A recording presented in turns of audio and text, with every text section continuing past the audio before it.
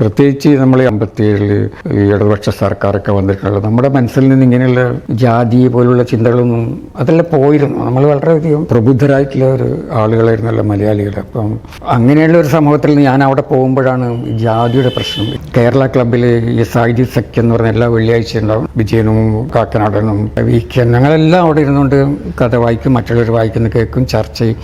അവിടെ ഇരുന്നുകൊണ്ട് ഒരാൾ എന്നോട് ചോദിച്ചു, പേര് മുകുന്ദൻ മാത്രമാണോ? അല്ല, ഞാൻ പറഞ്ഞപ്പോൾ ഇങ്ങനെ എനിക്കൊരു വീട്ടുപേരുണ്ട് മണിയമ്പത്ത് മുകുന്ദൻ.